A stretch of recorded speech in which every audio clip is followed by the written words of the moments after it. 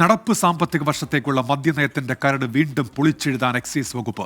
മന്ത്രിസഭാ യോഗത്തിന്റെ പരിഗണനയ്ക്ക് വെച്ച് കരട് നയം വകുപ്പ് തന്നെ പിൻവലിച്ചു. കൂടുതൽ ചർച്ചകൾക്ക് ശേഷം കരട് പുതുക്കി അവതരിപ്പിക്കാനാണ് എക്സൈസ് വകുപ്പിന്റെ തീരുമാനം.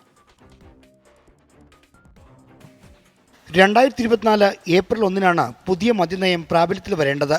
എന്നാൽ ലോക്സഭാ തിരഞ്ഞെടുപ്പ്, വയനാട് ദുരന്തം, കോഴ വിവാദം എന്നിങ്ങനെ പല കാരണങ്ങൾ കൊണ്ട് മദ്യനയം തയ്യാറാക്കി അവതരിപ്പിക്കുന്നത് വൈകി. LDFിലെ ചർച്ചകൾക്ക് ശേഷം നവംബർ ആദ്യവാരം കരട് നയം മന്ത്രിസഭാ യോഗത്തിന്റെ പരിഗണനയ്ക്ക് വെച്ചെങ്കിലും ഉപതെരഞ്ഞെടുപ്പ് കണക്കിലെടുത്ത് മാറ്റിവെച്ചു. എന്നാൽ ഇതിനിടെ മന്ത്രിസഭയിൽ വെച്ച കരട് നയം എക്സൈസ് വകുപ്പ് തന്നെ പിൻവലിച്ചു.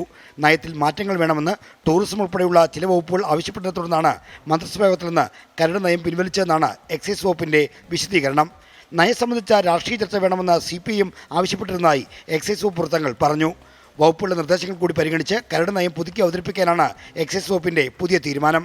ടൂറിസം മേഖലകളിൽ 1-ാം തീയതിയിലെ ഡ്രൈ ഡേ ഒഴിവാക്കുക, ബാറുകളുടെ പ്രവർത്തന സമയം രാവിലെയും വൈകിട്ടും അരമണിക്കൂർ വീതം കൂട്ടുക, ടൂറിസം മേഖലയിൽ ബിയറും വൈനും ലഭ്യമാക്കാൻ കൂടുതൽ ഇളവുകൾ എന്നിവയായിരുന്നു കരട് നയത്തിലെ പ്രധാന നിർദ്ദേശങ്ങൾ.